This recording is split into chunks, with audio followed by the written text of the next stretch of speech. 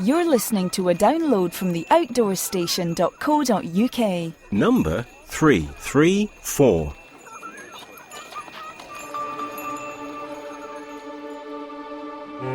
Hello and welcome back to the Outdoor Station. Now winter is rolling in, the heating is on, and from the sound of distant sleigh bells drifting out of shop doorways, Christmas would appear to be just around the corner. And so, maybe like me, you could be contemplating a run-away-from-it-all trip to much warmer climes.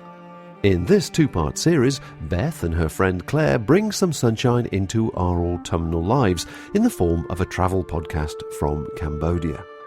They spent just under 3 weeks there in the early part of 2011 and wanted to record and share their experience of independent budget travel for people who might be a bit nervous about such an undertaking.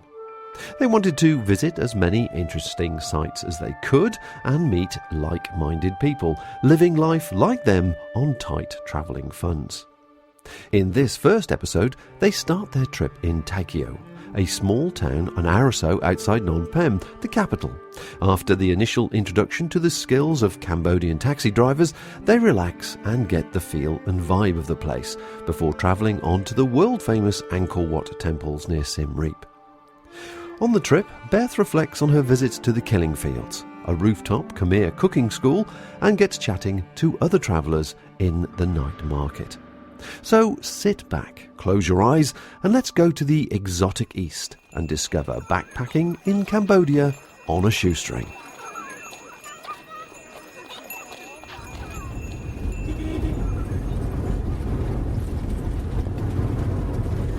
Claire and I left Phnom Penh earlier this morning and have been travelling out to Takeo, which is one of the provinces in the area. And we're just in a taxi, really, going all the way there, and have discovered... we've discovered that Cambodians don't drive the exact same way as we drive in the UK. Claire, I don't know, what have you got to say about it so far? Well, getting into the taxi was really pleasant because it's nicely air-conditioned, which is nice compared to sort of heat and humidity outside. It does seem, though, that the priority on the road is given to the biggest vehicles or the loudest vehicles. So our taxi driver seems to beep as soon as he wants people to move out of the way, and I think the tendency should be not to look forwards and just to look out the window at the lovely views. Yes, we've decided that looking out to the side and appreciating the beauty around is probably the best way, and hopefully we'll get there safely to explore a bit more of Cambodia as we go. Last time we spoke, we were actually in a taxi on the way to a province called Takeo. For my job, when I'm not podcasting, I work for a non-profit organisation that sends volunteers to different charities around the world and things. So whilst I was in Cambodia, I went out to visit the orphanage where we send volunteers, which was amazing. It was really great fun to see what the volunteers have been up to and touch base with the project. So we did have a really great time, and I think it was a really nice way of actually easing ourselves into kind of life in Cambodia. The town itself was lovely. Takeo for tourists, I don't think really is, it's probably not going to be one of the destinations for people to go because, there's not a huge amount to do there. It is a small town. But that was, to be honest, for me, part of the charm. We hired bikes for the couple of days that we were there, and it was just so relaxing to cycle around. And, you got people, everyone was sort of waving at you, saying, hello, where are you from? And they do really want to speak to you and to practice their English. There's also a really beautiful long lake there, which is really stunning, and so we spent a couple of hours just sort of relaxing by the lake and watching the world go by, which, as I said, was a very good way of sort of easing ourselves into life in Cambodia. We then got a taxi, actually shared a taxi with some of the other volunteers who were heading home up to Phnom Penh, and that worked out about the same price as the bus, which was $2.50. In Cambodia, I'm not sure if I've mentioned yet, but basically the currency works in a system that it's US dollar that works alongside the Cambodian rial. So it can be confusing at first when people hand you a wad of notes that are both Cambodian as well as US. So it just takes your time to get used to it and to get used to the different currency, and just make sure you count it before you carry on. We then headed back up to Phnom Penh, as I mentioned before, and yeah, there are local buses which you can use, and that is the cheapest form of transport. This time we actually stayed in a place called the Lazy Gecko, which was a little bit further from our initial sort of starting point, which was a place called Mekong Palace, which is actually on Riverside, which is one of the main areas in town that is pretty touristy. It's probably a good way, if you're arriving to Phnom Penh, you don't quite know where to stay. If you go to Riverside, there's loads of places, and it's also, they really do cater for tourists, so it's not real Cambodia, but it's a nice way to ease yourself in, and just have a good night's sleep and then kind of work out where you want to go the next day. We've really enjoyed our time at the Lazy Gecko, which was a little bit more sort of inner the city. Just really good rooms. I think it was about $15 a room for aircon, which is a bit of a luxury, but I suppose we're doing a bit of flashbacking now rather than the backpacking side of things. But with the heat as it is in May, it's just so hot, sort of 35 plus. You really do need aircon at times. Every now and then we're kind of treating ourselves. So what did we do when we were in Phnom Penh? We were only there for a day or so. Both myself and Claire are not big city dwellers, so we didn't want to spend too much time there. We visited S21 whilst we were in Phnom Penh, and it's not for the faint-hearted. I think it's pretty important to do whilst you're in Cambodia if you do get the chance, because it does tell you a lot about the history of the place. But it's for someone with a strong stomach, so to speak. I actually vomited while I was at S21. I really did feel overwhelmingly bad energy there. I mean, there's a lot of history, and fortunately for me, though, our very friendly tuk-tuk driver was able to take me back, and even when you're unwell here, it's quite okay. Well, I had a nice bed to rest in, and was able to be cool and just take a few hours and do what I needed and then start again. Yep, and it was fine because the tuk-tuk driver came back for me as well, which was really fortunate, and then took me on to the killing fields, and I'd really recommend that you do it that way around, because you kind of see where the prisoners were based, and then kind of where they were taken.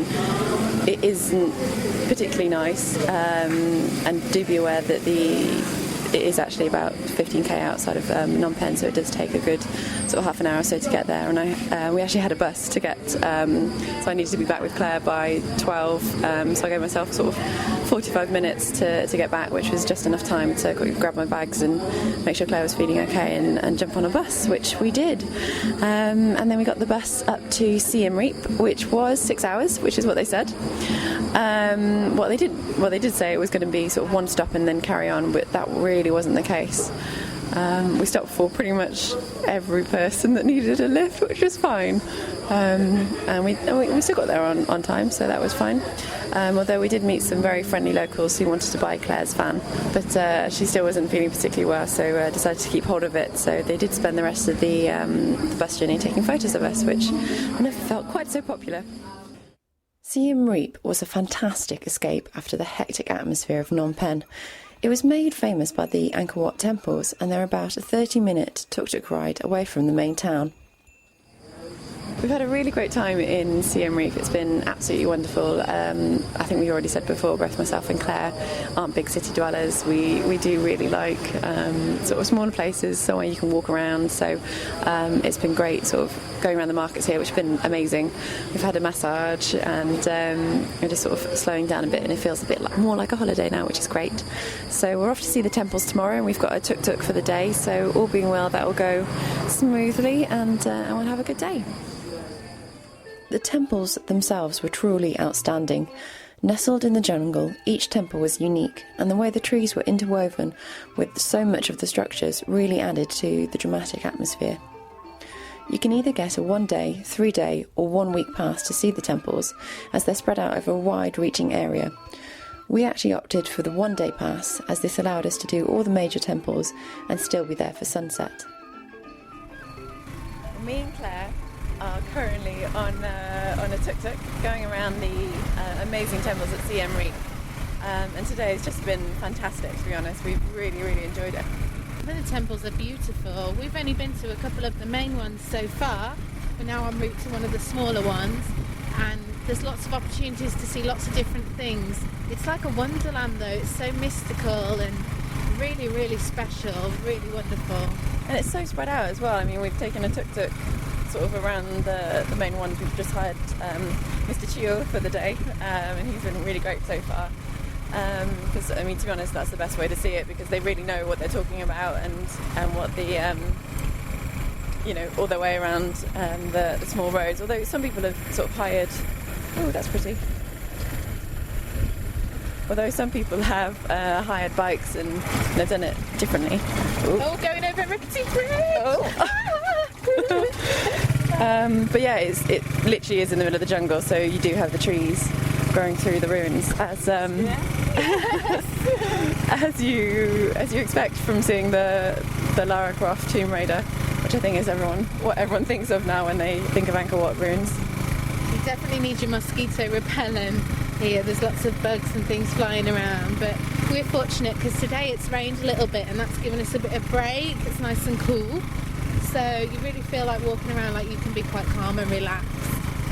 And we're going to stay here until about sort of 6 or 7, which is when it's sunset, so hopefully it'll be a clear night and we'll be able to get some pretty pictures.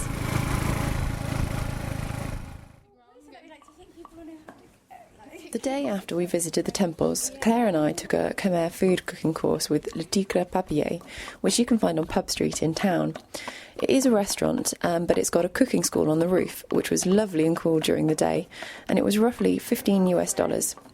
It is a bit more pricey than some of the others in town, but part of the money that you pay goes towards a free cooking school for locals who want to learn to cook professionally, and that was actually where our teacher was trained. We started the day by choosing our starter and main course, and then we went to the local food market with our teacher, who talked us through all the weird and wonderful fruit and veg that we didn't recognise, as well as explaining a bit more about Cambodian spices and its origins.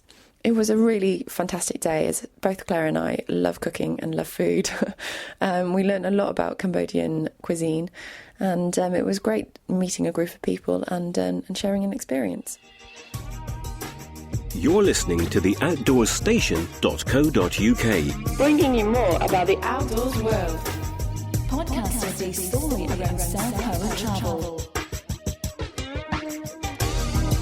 If you walk, run, cycle, paddle, climb, explore or sail, we want to share your adventure, hear your highs and lows, and inspire others to go out and do more.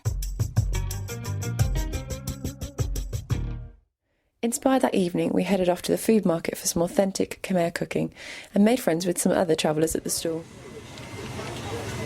Me and Claire were sat in a cafe having a chat and overheard some English voices, not actually English accents, but English words. So we started having a chat, and of course, as you do when you're travelling, got chatting about Asia and the amazing things that you can do there.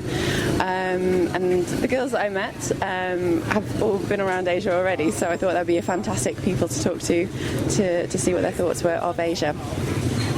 So, just to introduce yourself, what's your name and where'd you come from? I'm Susan, I come from the Netherlands. My name is Manon, I'm also from the Netherlands. And how long have you actually been here in Asia so far? Well, we arrived like 1 week ago. Yes. And we went to Bangkok and we stayed there for a couple of days. Actually, we booked the flight and we just wanted... Well, we didn't know where we would stay the first night. Just go along, just grab a taxi and just see. Pick the Lonely Planet and that's where we want to go. And it's that easy? Yes. It's that easy. Definitely. Yeah. So we arrived and actually everything goes like in a smooth way, and if you travel, I think we traveled together, but I think if you travel alone, that's easy as well, because it's everyone asks, where do you need to go, where do you want to go, and it will be arranged. Yeah. And so how long have you been travelling so far, and what's your route like roughly? 1 week till so far. We started in Bangkok, and then we went to Phnom Penh, Cambodia, and from Phnom Penh to Siem Reap. We want to go to Sihanoukville. It's the beach place. We take the night bus. Yeah, we take the night bus Tomorrow. to that. The hotel arranged it, so you can ask like, is there a bus? Yes, you buy the ticket at the desk. And how much is that? Well, this one is 15 euros, but it's an overnight sleeper, so you can sleep. And so it saves on accommodation then, I guess. Yeah, it saves accommodation. And what about from Bangkok to Phnom Penh? Was that a overnight bus as well? No, we did a flight. we had a flight. Yeah, actually that was how cheap? Oh, which is Around cheap. 60 euros, Yeah, 70 euros maybe. But Yeah. you can take a bus as well. Yeah. It's just a long trip, around 12 hours, I reckon. Yeah, And it's like a bit- $10, I think. Yeah, it's $10. It's cheap. Yeah, are you finding sort of Asia in general relatively cheap? Asia is cheap, but you have to play the game of getting it down. Yeah. Are you dab hands at bartering now?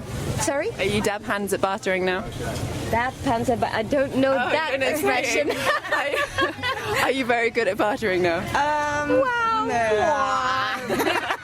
We get try. better. Smile sweetly and say, oh please. Yeah, there are a few tactics, Yeah. You just say like, oh, think about it. Yeah, and just then walk they- away, and then they okay. You know, well, first they say $8, and you say okay, let's $5.50. No, then they do like. So you start lower and then you work Yeah. up to where you actually Yeah, want You it. end up in And the then middle. if you really don't think, you walk away. Okay, no, that's too much. I walk, and then they okay. Yeah. So, and if you really gone too far, they say no, and then you know, okay, shit. Yeah. And it's different, like in Thailand than in Cambodia, because in Cambodia is really, well, they've been through a lot, of Yes. course. So you shouldn't go too low with the No, price. just Out of be respect. reasonable. Yeah. Reasonable? Yeah, reasonable price. It should be yeah. reasonable, not like a stupid tourist who wants the cheapest deal. That's not fair. That's just kind of rude. It gets to a point. Yeah, absolutely. And so, what's been your favourite country so far? Because I realise you've travelled before in Asia, haven't you? Where did you go last year? Vietnam. Yeah, Vietnam That is was beautiful. amazing. Beautiful. We took a motor trip, Easy rider tour. and we recommend it. Yeah. Definitely. And we started in Nha Trang. There are two guys. They're lovely, but I don't remember what the name is. But if you go for the Easy Rider, And so, what is Easy Rider? Is it tour company or? no, it's called Easy Rider. You have a motorbike and a tour guide as well. I mean, the tour guide rides the motorbike, and you are at the back. So you have, well, a motorbike, yourself, the bags, and the tour guide. Okay. And And how long is that? Sort of like a day or like? you can choose how many days you want, and it's a little bit more expensive, but we experience like freedom in a way that I've never felt. Yes. Yeah. And you go to the locals. You go inside. Yeah. It's not that you travel like a tourist route. And how did you find that then? And how much was it? It's very easy. Well, we met on the street actually, and he showed us a book with all stories, and everyone told how brilliant it was, and we were like, oh. It makes you feel confident to do it. Yeah, and they were like, All okay, we have good to do stories. this. It was like, I think, 100 a day. It's a little bit more. $100 what? Dollars, I think. It's a bit So more expensive, but it's worth it. It's definitely. really worth it. And so, is that your travel accommodation Yeah. and tour? Yes. And if you sometimes you have to eat as well, but it's like small little things, and they just don't cost anything. In amount. Vietnam, it's so cheap. And it was just you two playing together? Yeah, and safe. It's very safe. And I mean, the food. Talking about food, we were like anxious that you think, okay, well, how's the stomach going to react and all that. But it's brilliant. We ate at the stalls, like the local Street people. stalls. Yes, that's the best. That's food. the best. So do you go where the most locals are then? Yes. Yeah, that's what you That's should where do. the best food is. Yep. Not the fancy restaurants. No. No. And talking about food, what's been the highlight of Cambodian food so far? Oh, many things. we we just know- had spring rolls, like cold, fresh spring Were they the rolls. Vietnamese style? Yes. Yeah, they're brilliant. But lak Lak and amok. amok. And what are they? Yeah. It's either chicken or beef with rice On and a special sauce. I special can't. sauce, herbs. I don't think I could make it at home. You haven't got everything. Yeah. What kind of led you to Asia then? Because obviously you came here last year. What made you sort of come back? Come back? It's The culture, the people. They're very, very friendly and helpful. helpful, yeah. That's why traveling is so easy, I think. Yes, it's Here. all Buddhism, so they believe in karma, so they do good. But I think if you come here, you have to respect also what they believe in and what they do, and if you don't respect it, you shouldn't come. Yeah. I mean, what started you off travelling before? You seem like you're seasoned travellers. Where we started. Oh God. I started after high school. I went to Australia and New Zealand for like half a year. That was also really, really good. Yeah. But different to Asia. Yeah. And more expensive. More expensive also, yes. Always a concern. Yeah, it's Yeah. like if you go for 2 months, like it's easily like 2,500, 2,000. Yeah. And here it's like, if you're really on a tight budget, you can do it for $20 a day. Yes. And I think the thing with Asia as well, it's a lot cheaper to get to if you're only going for a short amount of time. Yeah. You can do it quite economically. Yeah. If you go to Turkey or Greece or whatever, it costs the much same. more or the same. Yeah. Then you go a month in Cambodia, Vietnam, Thailand. And especially also Thailand is like they have all different kinds of for everyone there's something. Yeah. Because you have the party islands if you want to have party there. There's the posh islands if you want to have just posh things. Spas and you have the backpack, layback, snorkeling, jungle. We're looking forward to we're gonna go zip lining. in Chiang Mai or Chiang Rai. Zip lining, you go from tree to tree, like zoom. monkeys. Yeah. Like a given experience. Yeah. Is that what it's called? Yeah. Okay. And have you got an insider's tip so far for travelling in Asia? Something that Smile. Just Yeah, and smile. talk to the people. Yeah. Don't say no all And the ignore. time. No. Yeah. Don't ignore them. Just explain. If you don't want a tuk-tuk, say no. I don't want And a tuk-tuk. why? I'm gonna walk. They respect it. Yeah. And then Just don't ignore it. Yeah. yeah, Make contact with the locals. So when you're travelling, have you travelled much with many people, or is it always sort of you guys travelling together? well, we always like travel together now for the last years. And it's very important to travel with someone you function like a machine. Because You like a team. Yeah. You need to Fill do each it together. Yeah. Make sure you've got each other's back. If if something you look happens. after each other. That's what you do. And Yeah. you should be a little bit in the same feeling, flow. Yeah. And Yeah. what do you mean, if you're putty or like chilled or? yeah, you should feel like each other's and sometimes drag the other way Yeah. over a hill or you know what I mean. Yeah. And then everything goes. I get it. Work together as a team, and because you do see the highs and lows, don't you, when you're travelling? Sort of worst and the best bits together. Yeah, you get tired, you don't sleep for a night maybe, or maybe you get ill or whatever. And you need to feel comfortable with the person you travel with. Yeah. And always discuss if someone asks you something and whatever. Just first discuss in your language and talk about it, and then give a reaction or response to what they ask.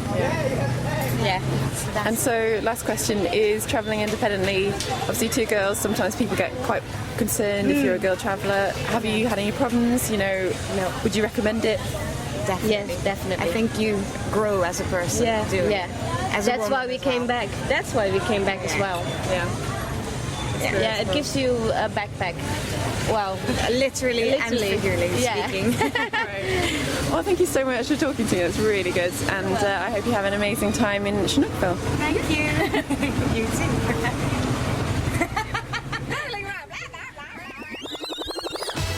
If you have any feedback, questions or suggestions, why not drop us a line directly to our email address info@theoutdoorstation.co.uk. Call us now and leave a voice message. You can Skype or call us at local rates at any time from any phone on 0208 133 9434. The girls were also travelling with another, a guy called Federico, who was from Argentina.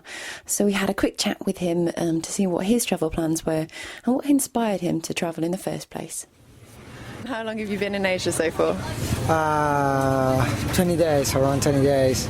I arrived at Bangkok around 15 days, and I traveled through Vietnam, and now I was in Phnom Penh, and now in Siem Reap. And so did you fly from Bangkok to Vietnam? Yeah, I took the flight to Bangkok to Hanoi, and then I started in Hanoi my travel through Vietnam, and then I crossed the border to Vietnam, Cambodia in a bus. Okay. And how did you find the border crossing? Because sometimes people get quite sort of worried about that sort of thing. Yeah, it's complicated. Depend on the bus company. Yeah. I take the best bus company. Maybe it's expensive than the other, but it's, I don't know. A bit smoother crossing, is easier. It's easier, yeah, really. A lot of people send me that in other companies of buses, maybe you spend like 1 or 2 hours, but I was 10 minutes. In and out. And how much was that bus? Can you remember? I know it was a while ago. $9. $10. Nine. So it's not really breaking the bank. It's not too expensive. It's really cheaper. And how is Vietnam? I've heard such great things about it. Vietnam is amazing because it's really different. The north with the south, and you have a city like Hanoi or Ho Chi Minh. That's amazing. It's crazy. Like it's crazy the transit and different thing. And in the middle you have a city like Hoi An or Hue. That's a very little town. I know this is a bit daft, but how do you cross the road? Because I've seen pictures of Hanoi and it just looks crazy with bikes and things. Do you actually cross the road? The secret is straight. Walk straight, okay? And slow? No. And never hesitate. It's okay, hesitate? Yeah. Hesitate. Never, okay? You only walk, okay? Straight. The first time, just follow another person. Yes, just a local, and you stick to them like glue, like. And cross the street. Yeah, but it's crazy. And so where was your favourite place in Vietnam? Hoi An, because it has beach and it's like a magic town. Yeah. With the river, with the bridges. Yeah. Oh, it's really And peaceful. everyone thinks of Hai Long Bay when they think of Vietnam. Was that everything you expected? Yeah. And I love it, Hai Long Bay. Yeah. Incredible. And so where are you off to next? Now I return to Bangkok because I have to take a flight to India. Maybe I will stay in India for 20 days and then I cross the border to Nepal. I was in Nepal maybe 15 days and then Tibet is my last stop. That's a really cool, really long route as well. Yeah, for tomorrow. And how have you sort of done travelling before? Is this the first time? Alone is my second time. I was a very short experience for 5 days in New York, but it's different like this, okay? It's so different. No, I don't know. It's easy to travel, and you knew a lot of people. And are you sure? Again, a lot of people think travelling alone is hard to do, and it's too difficult. I mean, have you found it hard to meet people as you've been travelling along? No, it's excellent. I knew a lot of people that traveling alone, but for me, the most people in Southeast traveling alone. And I have to say, I haven't met anyone from Argentina before travelling in Asia, so... No, because it's really, really expensive, the air flight ticket. Oh, really? Really, it's around $1,800. Yeah. It's terrible. But here it's really cheaper. Really cheaper. And so what drew you to Asia then? If you went to New York before, and obviously you're from South America, why Asia? Because I was in Europe and South America, and this is really different. The culture, it's terribly different. It's so different than my country, and it's so exotic for me. Yeah, good to try something new. I don't know. It's for me. Every place is strange, and it's a moment of my life, and maybe. I have 29, and it's a good moment to stop in a hostel or different place. Maybe in my 40s. It's hard. It's a while away, yeah. Don't worry about that yet. I don't know. It's a good moment. And so what's your traveller's insider tip? What would you not leave the house without? What would you always say for other travellers to do? Have you got a one tip that you think everyone should do? One friend of mine, before the travel, sent me, there are 3 important things. Okay. 1, only Lonely Planet. Okay. 2, have money, and 3, the passport. Only 3 things. That's all you need? Yeah. That's pretty good tips. Money, Lonely Planet, and passport. No. Only this. Good. Okay, well, it was fantastic. Thank you for talking to me, and I hope the rest of your travels go well.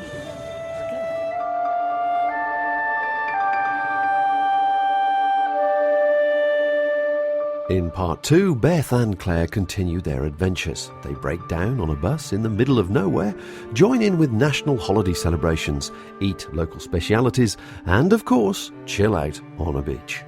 Hopefully the story will give you confidence to incorporate more slightly exotic and adventurous travel plans sometime in the future. So join us next time for more shoestring backpacking in Cambodia. And until then, stay safe, stay warm, folks, but above all, safe travels. Bye for now.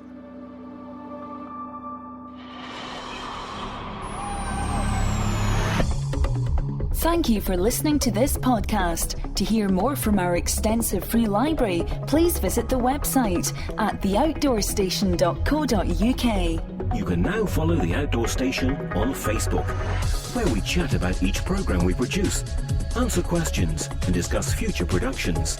Why not join us there? This podcast is produced and hosted by theoutdoorstation.co.uk.